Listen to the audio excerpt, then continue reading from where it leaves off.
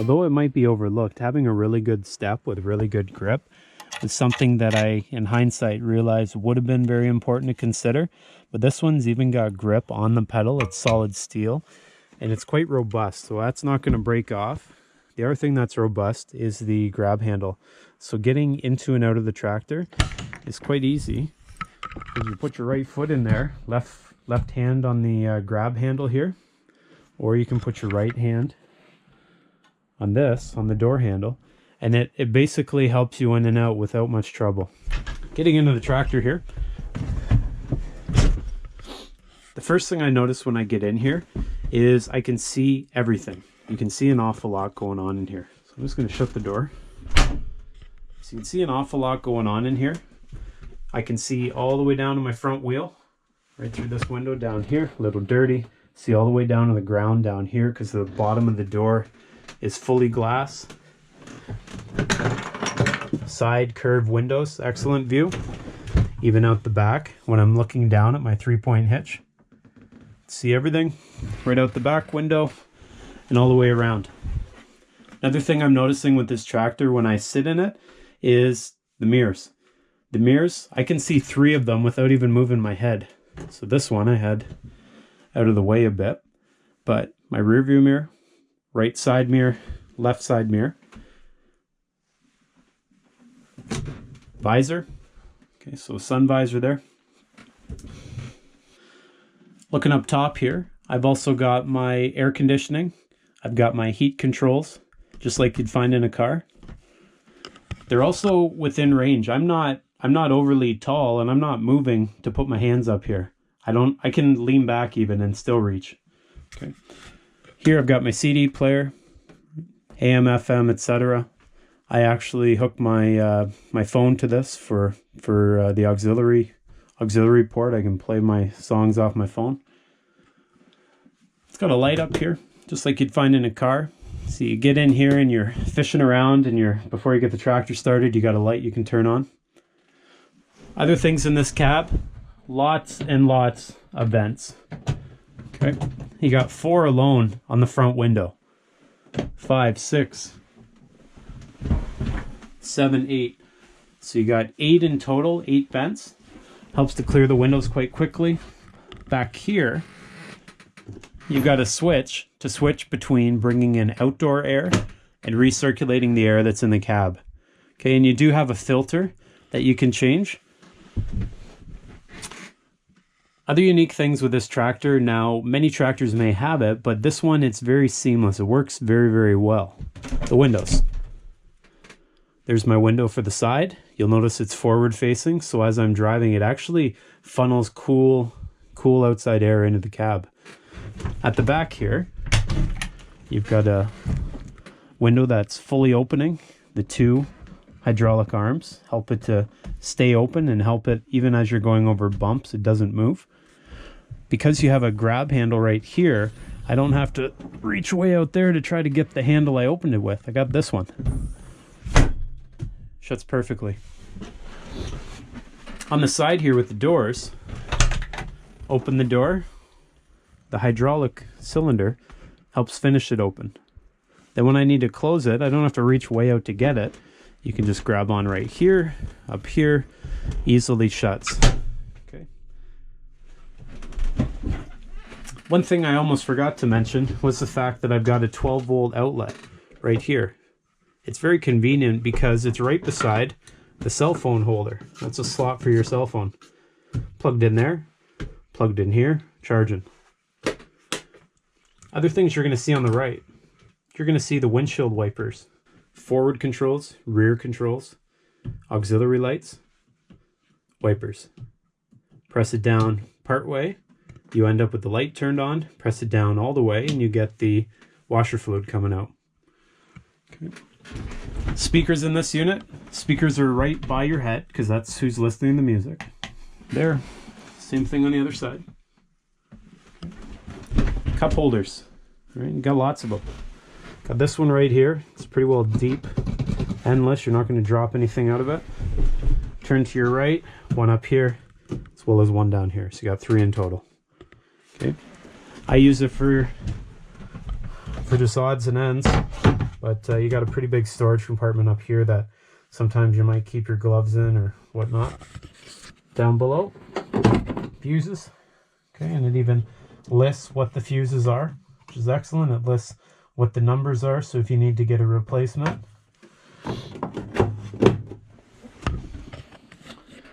Other things with this tractor, right hand side, position down. So this is your 3-point hitch position. 3-point hitch is at the back. You can adjust it up and down with this lever. Draft control. Basically, if you're going over uneven ground, you can set the draft control all the way down to make sure it stays deep in the ground, or you can set it a bit higher. And what that will do is, as you're going over uneven ground, the 3-point hitch will go and move with the tractor. Okay. Main control for the loader. Control for the hydraulic equipment that's hooked up at the back. As an example, right now, you see the snowblower. That's got a hydraulic chute on it. So this controls the turning of that chute. Forward, reverse. Notice the natural position I'm seated in. Forward, reverse. I don't move my foot, I just rotate it. When I sat in the Kubota, my knee had to be up like this, and I had to hammer down with my heel, and that really hurt my hip. Okay, I don't know how many else are like that, but... One other feature I almost forgot to mention is right here. So this right here controls how springy, I guess, the seat is, or how much give it will give when you're traveling over very bumpy terrain. I can increase by turning to the right, so I can increase the resistance. So if you have someone who might be heavier, you put the resistance up so the seat isn't like a pogo stick. And otherwise, if they're lighter, you put it downwards. And down here, let's look at this one first. Down here, you've got the locking differential. So the rear differential can be locked by pressing downwards on that foot pedal. And then what do we have here? Here we have a speed control knob.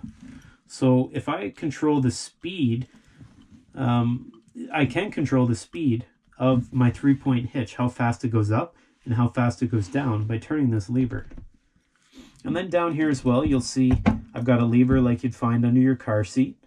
You lift that up, seat can move forward, seat can move backwards. It's got lots of places to lock in. All right. And we've got another seat adjustment here. But basically these three, they're seat adjustments. So it really makes the tractor comfortable. This tractor, it's got your brake pedal on the left. The brake pedal can easily be separated based on this locking lever here. So I just locked it so both sides of the tractor can brake separately. I locked them so they both brake at the same time. Makes it safe, especially if you're ever on the road. You'd hate to just have your left side wheels lock up. Here, so you got your horn, got your headlights, low beams, high beams, blinkers, left, right blinker, 4-wheel drive switch, your hazard lights, so a switch here for that. This right here, which I really like, it's just a lever for your foot, which controls the steering wheel, and you got all kinds of adjustment. I keep it up unless I'm actually going to start driving, so I can get in and out easily. Other side here, you've got this lever, and what this is the lock for when you're setting the parking brake. So I press the parking brake, pull it upwards, the brakes are now locked. Press the brakes again, it's unlocked. Easy to use. Okay. Here we have our, descent control.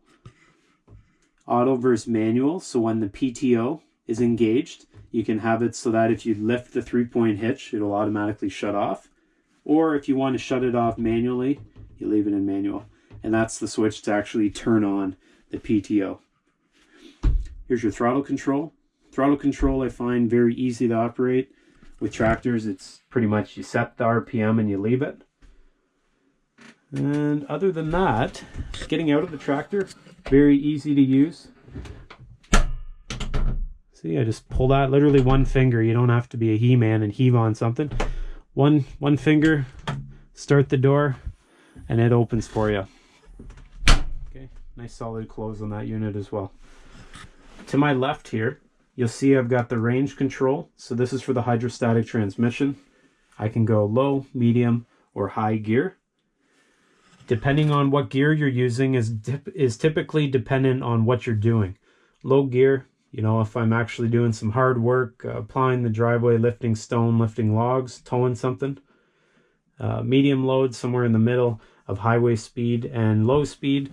And the medium speed, I'll still do heavy work with it, just not quite as heavy as if I was in low gear. Okay, so that's that one. In between low, medium, and high is your neutrals. So you got neutral here, neutral here. Good safety feature with this tractor, you have to be in neutral in order to start it. All right. I think I've talked a lot about this tractor, especially the inside. Why don't we try to start it? So this will be a cold start. And the other thing I'm going to do is, once I turn this key half forward, so once I turn it so it's right there, you'll see the dashboard lights come up. Let's get right in there. So you'll see the dashboard lights come up. This is the one we're concerned with. Notice how it just went out? Because it just went out, and that was what, 5 seconds? That told me the glow plugs had warmed up the engine sufficiently, or at least the cylinder sufficiently, that I could crank the engine over. So it's probably about, I don't know, maybe it's just below 0 Celsius today. But even on really cold days, I find that glow plug doesn't go for any more than maybe 5, 6, 7, maybe 10 seconds. All right. Aside from that, what you're going to see here, you're going to see this is indicating to me that I'm in 4-wheel drive. There, it's off. Shows me I'm in neutral. Shows me my RPMs, fuel level, hour meter, and whether the engine's hot or cold. Right now, it's obviously cold. We just started it. These two dots will tell me when it reaches the optimal temperature for operation. So that's something that I'll look to before I start to use the machine. So I've got the tractor running right now, as you can hear. One thing I want to make sure to point out is the fact that in this tractor, there's no hump here in the middle of the floor. Some models I looked at, there's a fairly significant hump here. And the trouble with that is it makes it a bit of a tripping hazard, and it makes it a bit more difficult to get out one side over the other. You can't just shimmy your way through. In the Kioti, something that's great about it, see this mat? It's completely rubber. It goes all the way up the side, so any moisture you get in here from snow on the boots or dirt, it just sits on the mat. It's gonna sit there until I remove it, until I take out this mat. So I can take this whole mat out, wash it, and put it back in.